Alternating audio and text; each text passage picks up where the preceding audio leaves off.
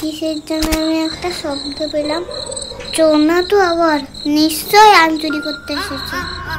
এ তো ভূত মনে হচ্ছে। ভূত আমার ভূত, পেতনি আমার ছি, রাম লক্ষণ সাথে আছে, করবে আমার কি? গলাটা কেমন চেনা চেনা লাগছে জানো? এ বাবা, নাম দিবি না?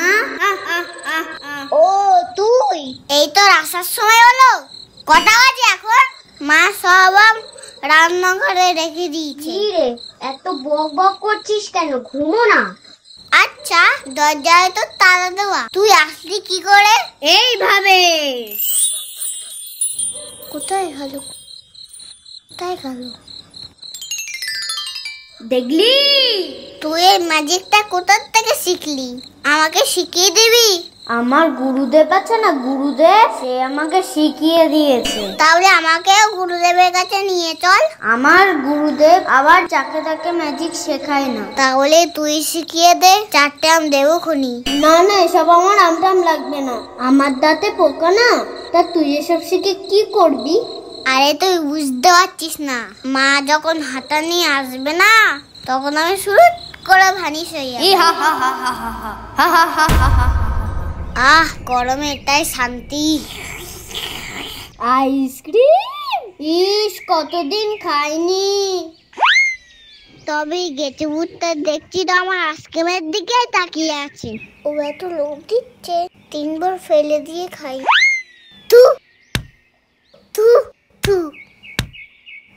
তুই একটু সরে বস না, আমাদেরকে কি দেখছিস? আমাকে একটু দে না আইসক্রিম। ঠিক আছে, দিতে পারি, একটা শর্তে। আমাকে এই ভ্যানিশ ম্যাজিকটা শিখিয়ে দিবি তো?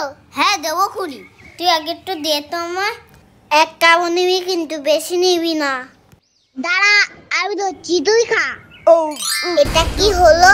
তোর কত বড় গাল, এক কামড়ে পুরো আইসক্রিম খেয়ে নিলি।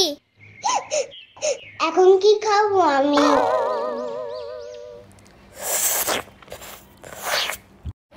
তোর থেকে আমার একটু এক কামড় দে না। ও, নিজেরটা তাড়াতাড়ি খেয়ে আমারটায় ভাগ বসাতে এসেছো? আমি সত্যি বলছি, পুরো আইসক্রিম খাইনি, তোর থেকে একটু দে না। সে আমি তোকে ভালো রকমই চিনি, যা এখান থেকে। এই, তুই আর একটা আইসক্রিম খাবি? ওই দেখ, আমার দিদি খাচ্ছে।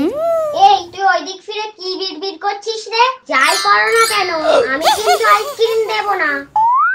হ্যাঁ, কোথায় গেল? মা দেখো, আমার আইসক্রিমটা জানো কি করে খেয়ে নিল। দেখ এবার মা তোর কি করে। মার সাথে নিয়ে তাড়াতাড়ি তোর মন্ত্রটা বলে আমাকে ভ্যানিশ কর দে। ওরে বাবা রে, মায়ের কাছে তো কোনো মন্ত্র খাটবে না, আমি পালাই বাবা। আইসক্রিমটা খেতে পারলাম না, মারি